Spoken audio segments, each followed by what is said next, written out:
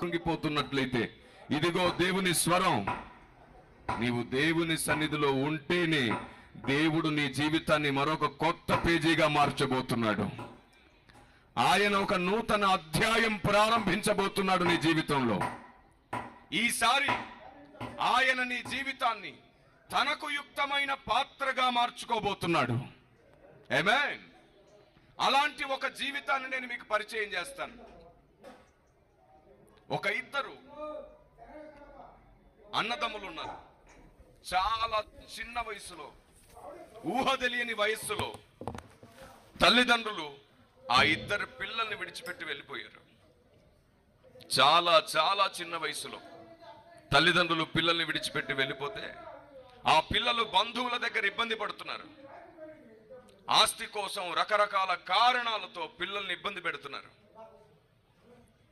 వాళ్ళ నాన్నగారు ఒక స్కూల్ హెడ్ మాస్టర్గా ఉండేవాడు. తనకున్న ఆస్తితో ప్రజాసేవ చేస్తుండేవాడు. రాజకీయ పార్టీలు చాలా వరకు ఆయన్ని ఒత్తిడి చేయడంతో ఇబ్బంది పడుతూ ఉండేవాడు. కారణం ఏమిటంటే వాళ్ళ నాన్నగారు ఒక 18 గ్రామాలను దత్తత తీసుకుని ఉన్నాడు. 18 గ్రామాల్లో ఉన్న ప్రజలకు ఫ్రీగా ఎడ్యుకేషన్ ఇస్తున్నాడు. రైతులకు రాత్రి బళ్ళు పెట్టి మరీ చదువు చెప్పిస్తున్నాడు. ప్రజలు సారాగాసి సారా తాగి చనిపోతుంటే ఉద్యమాలు చేసి సారా కాయకుండా చేస్తున్నాడు. ఏ గ్రామాలకు అసలు బస్సు సౌకర్యం కూడా లేదో పోరాడి మరీ గవర్నమెంట్తో ఆ గ్రామాలకు బస్సులు వేయిస్తున్నాడు. అలాంటి ప్రజాసేవకుడు ఆ పిల్లల నాన్నగారు. ఆయన ఏ రాజకీయ పార్టీ వైపు ఉంటే అటువైపు ఆ ప్రాంతం మొత్తం కూడా ఓట్లేస్తారు, గెలిచిపోతుంది ఆ పార్టీ. ఈ కారణం చేత అతడు ఏ పార్టీలోనికి పిలిచినా వెళ్ళేవాడు కాదు. కొందరు కుట్ర చేసి ఆయన ఇబ్బంది పెట్టడం ప్రారంభించారు. ఆ సమయంలో అతడు ఒక మాజీ నక్సలేట్కి పరిచయం అయ్యాడు. అతని వల్ల ఆ తండ్రి నక్సలేట్ అయిపోయాడు. తనకున్న సమస్తాన్ని కూడా ఒక ట్రస్ట్కి రాసేసి తను నక్సలేట్గా మారిపోయాడు. ఆయన నక్సలేట్గా మారిన కరెక్ట్గా 1-2 సంవత్సరాల్లో ఆ పిల్లల తల్లి కూడా, అమ్మగారు కూడా నక్సలేట్ అయిపోయింది. ఇద్దరు తల్లిదండ్రులు నక్సలేట్స్ అయిపోయి ఆ ఇద్దరు చిన్న పిల్లల్ని బంధువులకు అప్పగించి వెళ్ళిపోయారు. బంధువులు కొన్నాళ్ళు బాగానే చూసుకున్నారు. ఎప్పుడైతే ఆస్తి ప్రస్తావన, డబ్బుల ప్రస్తావన వస్తూ వచ్చిందో అప్పటి నుండి ఆ పిల్లల్ని వాళ్ళు హింసించడం ప్రారంభించారు. ఎలా హింసించారో తెలుసా?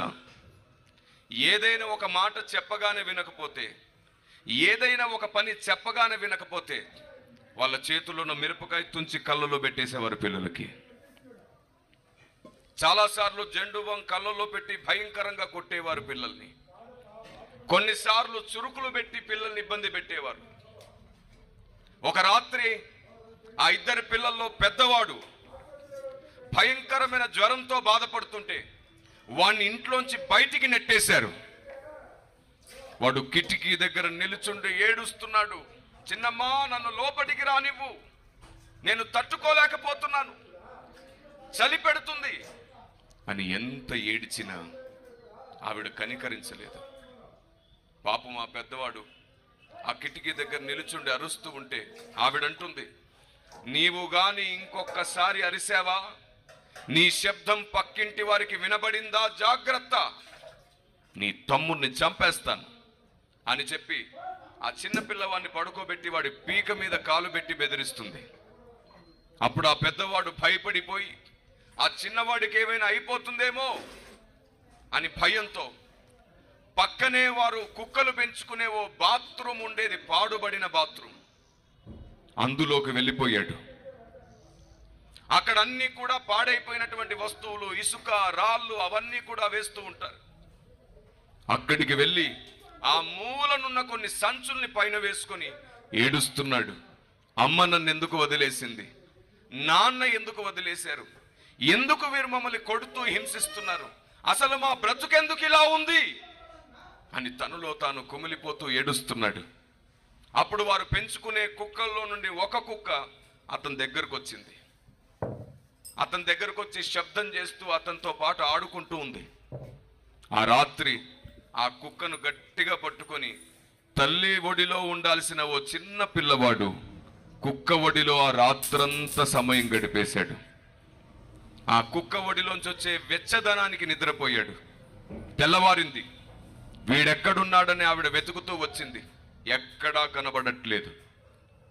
మధ్యాహ్న సమయంలో మిగిలిన భోజనం కుక్కలకు వేద్దామని అటువైపు వస్తే ఆ బాత్రూంలో ఒక మూలన ఒక ఇసుకలో సంచులు మీద గప్పుకొని వాడు పడుకొని ఉన్నాడు. వాడి కాళ్ళు ఆ సంచుల్లో నుండి బయటికి కనబడుతున్నాయి. వెంటనే ఆవిడ చెట్టు కొమ్మను ఒకటి విరుచుకొని వచ్చి వాని కాళ్ళు పట్టుకొని ఎండలోకి లాక్కుంటూ తీసుకొచ్చేసి బిగ్గరగా కనికరము లేకుండా కొట్టడం ప్రారంభించింది. ఇది వారి జీవితం. దెబ్బలతోనే నిద్ర మేలుకుంటారు.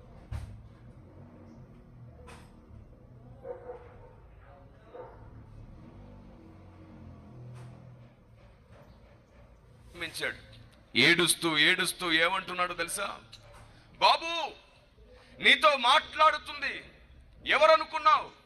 నేను 25 సంవత్సరాల నుంచి ఆయనకు సేవ చేసుకుంటుంటే ఒక్కసారి కూడా నేను ఆయన స్వరం వినలేదు బాబు. ఆయన స్వరం విందామని ప్రతిరోజు ఏడుస్తాను బాబు. సర్వశక్తిమంతుడైన ఆ దేవుడే సాక్షాత్తుగా నిన్ను దర్శించాడు. ఆయన బైబిల్లో ఉన్న దేవుడు బాబు. నీతో మాట్లాడిన మాటలన్నీ బైబిల్లో ఉన్నాయి బాబు. ఆయన పేరు యేసు క్రీస్తు. ఆమేన్. మొదటిసారి ఆ బాబు ఆ పేరు విన్నాడు.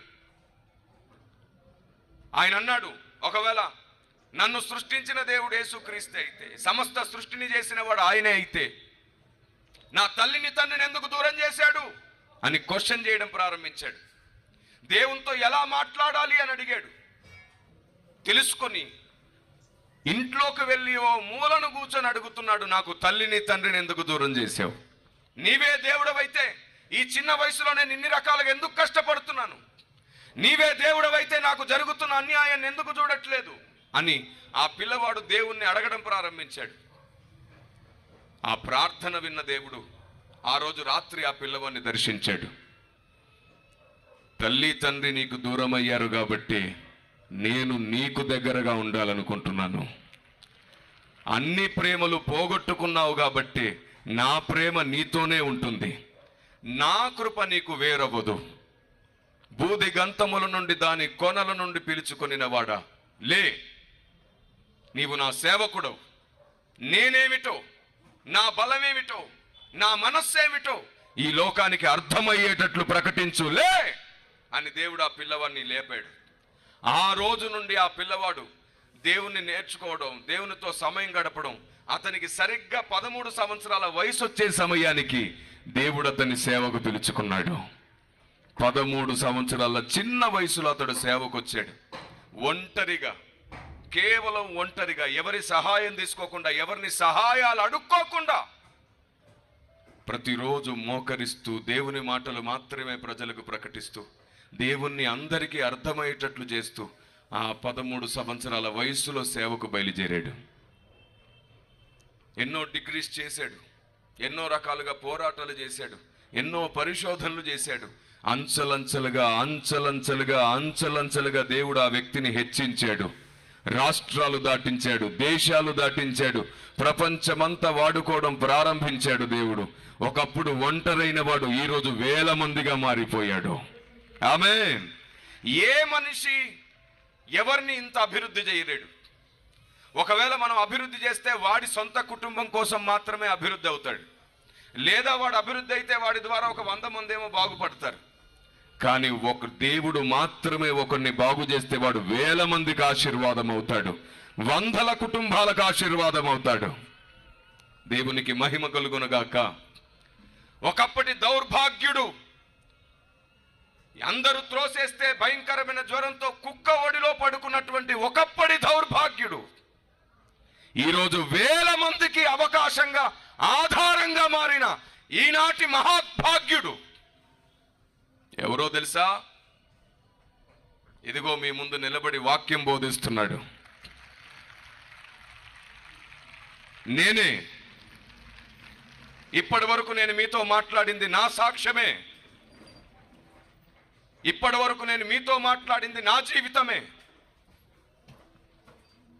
చాలా చిన్న వయసులో తల్లి తండ్రి ప్రేమను పోగొట్టుకున్న నాకు దేవుడే తన సమస్తమయ్యాడు. దేవుడే నాకు సమస్తమయ్యాడు. ఆ రోజు నుండి ఈ రోజు వరకు ఆయనే నన్ను నడిపిస్తున్నాడు. అందుకే నా మాట ఎప్పుడు ఇంకొకరికి ఆవేశాన్ని కలిగించదు. ఆత్మదేవుని చేత మనం